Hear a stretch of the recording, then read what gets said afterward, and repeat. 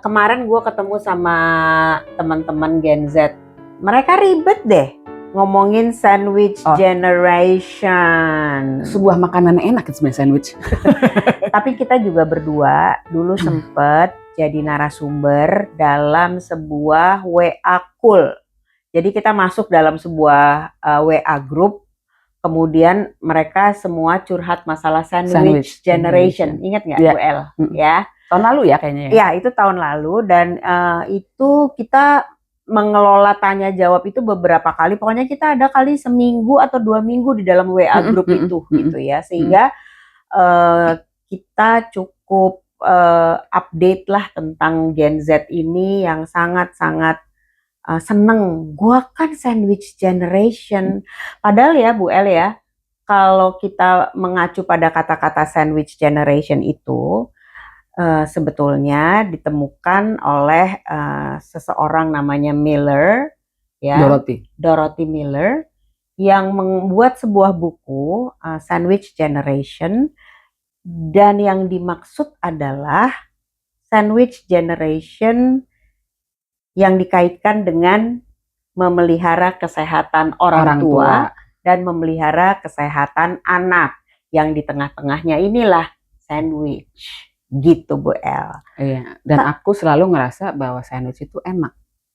Maksudnya istilah sandwich itu sebenarnya kan enak. Enak. Ya kan, bahwa lu ada di tengah-tengah itu sebagai si daging itu, kalau analoginya adalah sebagai yang di tengah itu lu berarti yang lu paling enak dan paling bagus sebenarnya. Paling mahal. Paling mahal dibanding yang cuma jadi rotinya kan gitu. Ya. Tapi sekarang itu sandwich generation itu dianggap seperti sebuah kutukan ya, iya, quote unquote gitu ya, kayak karena lu di tengah-tengah gitu. Tapi gini ya, menurut gue, seingat gue, kayaknya sandwich generation di tiap generasi itu ada. Iya. Ada yang ketika lu udah punya di bawah, udah pasti lu jadi sandwich gitu kan kasarnya. Jadi nyokap gue pada zamannya dia pun menjadi sandwich generation. Iya. Dia ngurus kakek nenek gue, dia ngurus gue, kan sandwich generation. Tapi nggak berisik tuh emak gue ya. Dulu kan kayaknya itu udah jadi nggak, maksudnya kalau dulu kita ngerasa bahwa tanggung jawab keluarga itu bisa siapa aja. Lu berada di mana aja, jadi nggak jadi sandwich gitu. Jadi ketika lu jadi anak juga bisa bertanggung jawab terhadap orang tua, walaupun lu belum punya anak tapi lu bisa bertanggung jawab, boleh juga gitu. Jadi maksudnya siapa yang kerja, siapa yang punya kemampuan untuk menghidupi gitu, ya udah gitu. Jadi nggak jadi isu gitu. Tapi kan kalau sekarang ketika dia udah pada posisi usia produktif, kan langsung berhitung nih. Apalagi ada yang namanya life balance gitu kan sekarang ya. Bahwa ketika lu punya life balance, ketika lu udah usia produktif, kan lu harusnya bisa memenuhi dulu kehidupan lu juga. Ya. Tuntutan untuk bisa ke gue kalau gue kerja dapat apa. Sehingga akhirnya jadi kayak ada perhitungan ketika kalau jadi harus ke bawah dan ke atas ya. Gitu. Mungkin karena zaman makin susah kali. Betul, makin tough lah untuk bisa menghidupi semua. Kalau dulu tuh satu orang menghidupi semua kayaknya masih mungkin. Ya, gitu karena kita tuh dulu hidup di sebuah keyakinan ya, mau agama apa aja, bahwa kalau kamu harus mengurus orang tua, it's a privilege. Iya. Karena berkatnya, atau kalau orang Islam tuh bilang kalau di gue kan Kristen, semakin lu piara orang tua tuh berkatmu melimpah. Sama sebenarnya jalur rezekinya kan dari pahala. Ketika ada orang tua yang lu rawat sama anak, itu pasti rezekinya nggak putus. Ya, jadi gitu. Kita tuh dulu ikhlas-ikhlas aja menjalankan itu. Tapi ya memang sekarang makin lama kan makin susah ya, listrik mahal, nyekolahin anak mahal, kemudian biaya belanja juga mahal. Nah, in this economy, gimana nih Bu El bisa menjadi sandwich generation? Sebetulnya kita berdua pun masih sandwich generation nih, gitu kan? Aku masih masih ada orang tua. Cuma kita berdua nggak ada anak, tapi ya tetap sandwich generation dalam konsep membantu keluarga gitu. Sekarang kan gaji nggak naik, kebutuhan makin tinggi, ya, bensin, dolar semuanya tinggi. Tapi kita tuh karena kita orang Indonesia ya, Jadi kita cuman batas ngomel doang. Tapi nggak ada satupun yang meninggalkan, bodoh amat. Pokoknya ini bukan tanggung jawab yang sebanyak yang gue kenal. Kalau gue sih ngeliatnya gini ya, gaya hidup sekarang pun beda anak-anak ya. Kalau dulu kita tuh yang namanya nongkrong ngopi-ngopi itu uang itu tuh nggak ada. Ya. Uang ngopi-ngopi duduk, uang kuota itu nggak ada. Ya. Sekarang itu uang kuota is a must. Ya, karena kerjaan Karena dan kerjaan, kuliah semua ada itu. Itu udah biaya menurutku. Ya kan, untuk mengupgrade semua skill lu tuh kalau nggak ada kuota lu nggak bisa tuh. Googling, searching, AI nggak ada semuanya. Ya. Dulu kan nggak ada. Dulu beli buku kalau nggak mampu fotokopi yang beli yang Bener. mampu beli. Atau ini minjem baca, catet di buku, tutup, kasih lagi ke library, pustakaan kan gitu. Sehingga itu nggak ada biayanya. Kalau sekarang kan ada biaya ketika itu jadi pengeluaran terhitung, kemudian kan mereka ngelihat bahwa gue udah kerja keras seperti ini, what's in it untuk kita? Ya. Kalau dulu kan kita kerja segini, kalau dimintain orang tua atau dimintain buat apa, ya udah kita beri gitu kan, istilahnya ya siapa yang ada ya kita nggak apa-apa gitu. Jadi mau naik ke atas orang tua atau malah kakeknya lagi diurusin semua itu nggak masalah gitu, bukan nggak masalah tapi bukan menjadi. Kalau sekarang kan isunya jadi apakah dia jadi sehat mental kalau dia berada pada posisi sandwich yang dia sendiri akhirnya nggak punya kemampuan untuk lah yang buat gue mana. Ya, biasanya yang berteriak tentang posisi sandwich generation tentu yang gajinya masih pas-pasan gitu ya. Jadi uang lebihnya nggak begitu banyak. Tetapi mungkin buat teman-teman yang gajinya sudah mulai enak angkanya, udah sampai 2 digit gitu misalnya ya, barangkali nggak terlalu teriak soal ini gitu. Kalau aku sih harus mengatakan kepada teman-teman semua ya, ini harus bisa tarik ulur sih Len. Betul. Ya, dimana saatnya kita ngulur gitu ya, kita kita ngikutin, tapi ada saatnya kita mesti tarik. Ada satu isu yang menarik, aku nggak tahu deh lu masih inget apa enggak waktu kita WA call itu ya.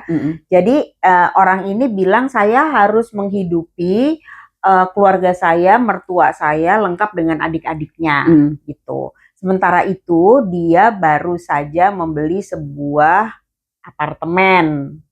Ya, terus dia dituduh oleh kedua orang tuanya, jadi mertua dan orang tuanya, bahwa saya nggak punya empati, bahwa saya nggak mau membantu keluarga. Terus kan kita tanya, kamu sebetulnya masih punya sisa uang apa enggak sih? Udah nggak ada sih Bu. Terus aku tanya dong, IG-nya apa yang diposting? Ya kan, yang diposting adalah apartemen baru. Ya kan, tapi apartemen saya kecil Bu, ya tetap aja apartemen gitu kan, orang lihatnya. Di konsep para orang tua tuh apartemen tuh wow gitu. Kemudian kalau liburan posting apa enggak? Posting. Dan kamu masih liburan enggak? Masih gitu kan, ingat nggak sih ya? Terus udah gitu kita juga nanya kan, kamu kalau bepergian misalnya makan di mall posting apa enggak? Posting. Terus orang tua kamu punya IG? Punya. Lihat lah. Iya kan? Jadi ini satu strategi sih menurut aku. Ketika kita menjadi sandwich generation, barangkali kita juga mulai hati-hati dengan apa yang kita posting. Benar nggak Bu El? Iya betul sih. Karena sekarang gini, kalau aku ngelihat posisi orang lagi susah, tapi kalau dia posting liburan, gue merasanya nggak susah gitu. Lah gue aja merasa gue nggak pernah bisa liburan gitu kan. Maksudnya, jadi ya ada kan yang mana yang penting, mana yang urgent, mana yang wajib, mana yang penting, mana yang bisa ditunda. Nah, wajib dulu, wajib makan, listrik, kuota. Nah habis itu penting. Pendidikan. Oh iya, itu wajib. Ya, wajib. Ya, kemudian penting tuh kesehatan, asuransi segala macam. Nah, yang bisa ditunda itu kan yang liburan, ngopi, nonton konser, bener. Kayak gitu-gitu. Nah, itu kan kita bisa lihat gitu. Maksud gue, kalau emang pada posisi sekarang lagi nggak terlalu banyak, ya janganlah dipakai itu gitu. Maksud gue Iya sih, banyak cara untuk bisa membuat hidup lu menjadi lebih balance gitu kalau kita ngomong. Tapi kan harus punya me time, harus punya ada life balance. Ya. Jadi kalau ada uang segini, kalau gue emang udah rencana liburan, gue harusnya liburan daripada gue akhirnya mesti ngeluarin lagi buat biayain si ini, biayain si Ya. itu. Tapi kalau biayain itu adalah lebih penting dan itu wajib, ya pasti duluan dari itu kan daripada liburan lu. Betul. Kan liburan kan nggak harus jauh-jauh. Ya. Maksudnya gitu, cut cost ya. Ya, kalau gue selalu bilang begini, 10 tahun lagi Bali akan di situ-situ aja. Dia nggak pindah jadi dia nggak akan lebih mendekat. Dia nggak akan ke Eropa atau terus dia akan loncat ke Amerika. Nggak, Bali will be there. Iya. Maksudnya lu pergi sekarang atau mungkin menunda 10 tahun lagi, Iya. Bali nggak Masih kemana-mana. Betul, Ya betul. Sedangkan anak lu atau ponakan lu misalnya Atau orang tua lu sakitnya tuh sekarang. Ya. Kesehatannya tuh penting sekarang, gitu Ya. kan? Ya. Pendidikan tuh nggak bisa 10 tahun lagi. Dia udah yang tadinya SD udah tiba-tiba kuliah, gitu kan? Nggak mungkin, gitu kan? Betul. Jadi sandwich itu juga emang harus punya strategi, punya kemampuan. Nah, balik lagi sekarang kan kadang-kadang, aku nggak tahu ya, anak-anak sekarang itu sudah merasa bahwa ketika ada kata-kata sandwich, dia tuh di tengah itu menjadi kejempet, ya. Jadi posisi yang ketekan, ya karena di dalam gitu. Tapi kalau dulu kita ngerasa bahwa kita ada di tempat yang, kita dulu nggak merasa kita di tengah-tengah soalnya. Kita ngerasa bahwa itu adalah bagian daripada bagaimana berkeluarga. Siapapun yang akan ada di tengah, itu udah artinya dia yang punya kemampuan. Ya. Dan ketika lu usianya masih usia produktif, ya itu memang sebenarnya hak dan kewajibannya adalah itu. Lu punya, ketika lu ada di posisi yang udah produktif, artinya punya hak untuk bekerja, tapi juga punya hak untuk, punya kewajiban untuk memberi keluarga inti lu kalau memang membutuhkan. Gue kan, tuh gitu. ngelihatnya bukan sebuah kewajiban ya. Waktu gue pertama kali memberikan uang kepada orang tua gue bangga loh. Nah, itu. Asli gue bangga banget, kayak oke, aku yang akan ngasih artinya malah kan mindset kita, itu makanya gue bilang mindset kita ketika lu ngomong sandwich, balik lagi itu kan kayak di tengah-tengah itu jadi kayak kutukan. Tapi kalau gue ngebayangin yang namanya sandwich, yang di tengah itu yang paling keren. Ya. Karena orang bisa aja ngebuang roti-roti di bawah, lu hanya makan yang tengah. Artinya apa? Kan dia yang paling bagus. The best part is yang di tengah. Artinya ketika lu produktif dan lu jadi si tengah-tengah roti yang di tengah-tengah daging yang keren itu, artinya kan lu harusnya bersyukur. Betul. Bahwa lu menjadi yang di tengah. Ya, itu sebuah privilege, ya kan? Bahwa lu terus memberikan orang tua, memberikan adik-adik gitu ya. Yang itu point of view-nya, keluar duitnya gitu-gitu aja, tapi yang kita maksud adalah kita geser nih point of view kita gitu loh, sehingga bukan kutukan, tetapi menurut aku itu adalah sesuatu yang keren banget. Iya, bukan kutukan, bukan tekanan. Karena di setiap generasi ketika dia jadi Z, nanti pasti ada gen alpha yang jadi ininya dia kan, atasnya adalah gen milenial, pasti ada gitu. Jadi sebenarnya nggak ada tuh orang, kok sekarang anak-anak sekarang kayaknya jadi lebih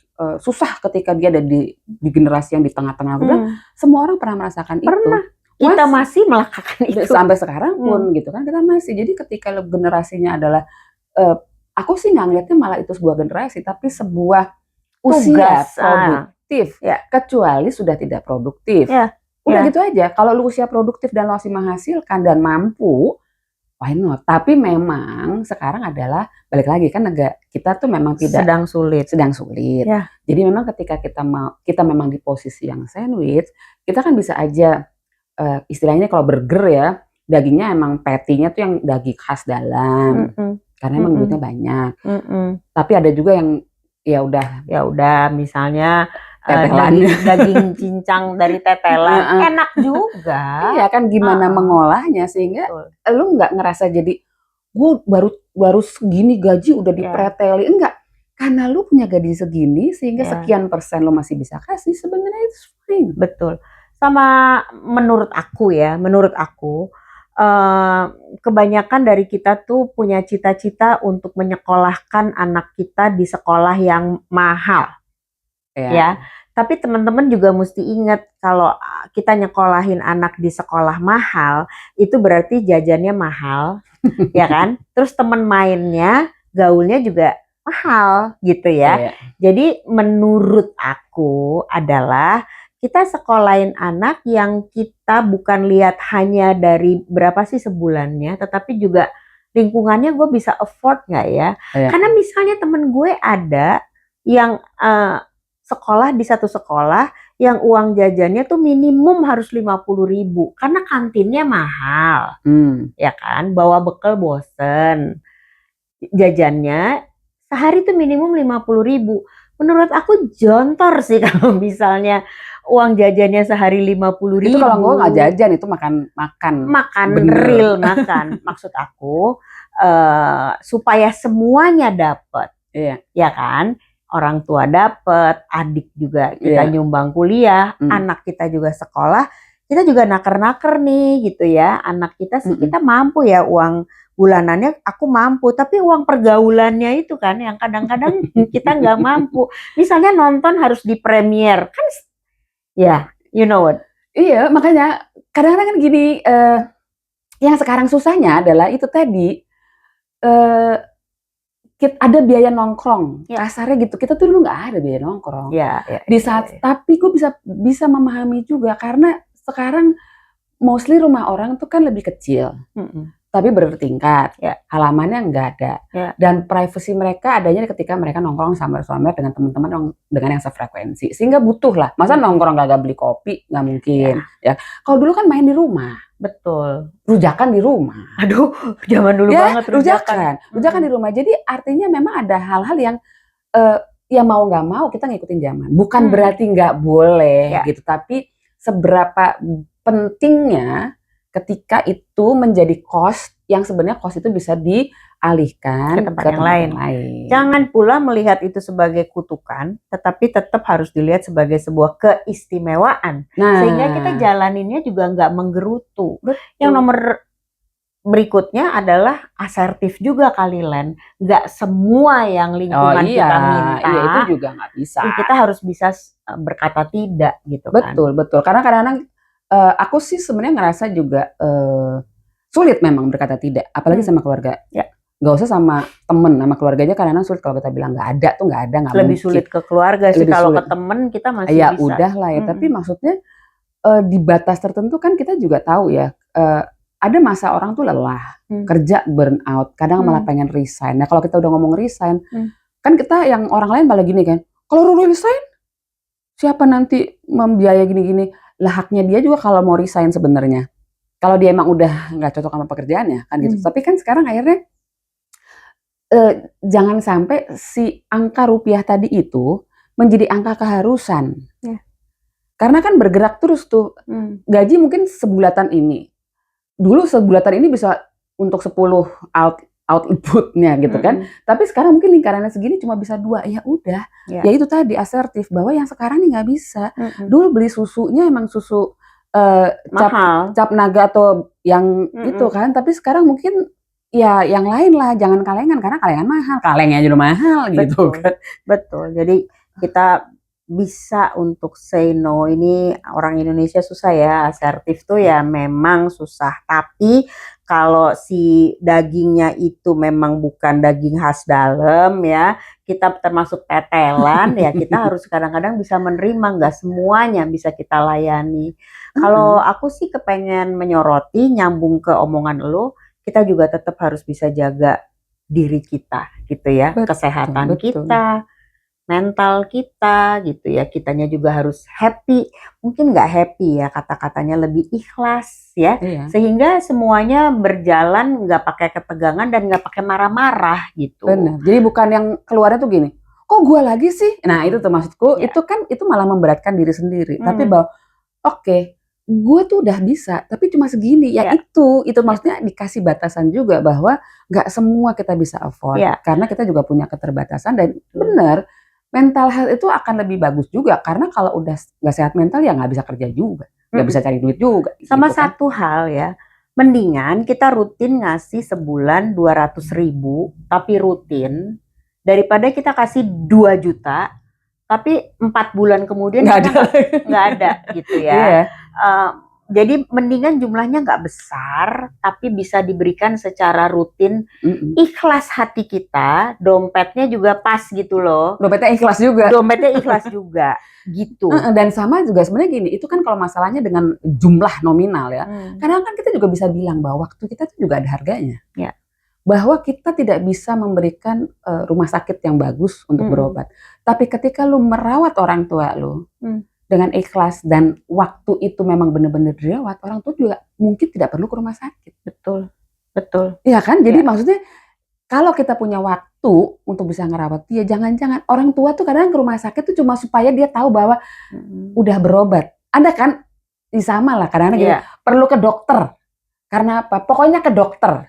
Ketemu dokter, dikasih obat, diminum sekali, selesai. Sembuh. Betul. Sebetulnya dia menikmati perjalanan dari rumah ke dokter bersama anak-anaknya. Itu sih yang gue perhatiin. Jadi adalah artinya apa? Kan cuma perhatian dan waktu. Betul. Bukan dokternya. Jadi sebenarnya kita bisa aja nggak usah ke dokter.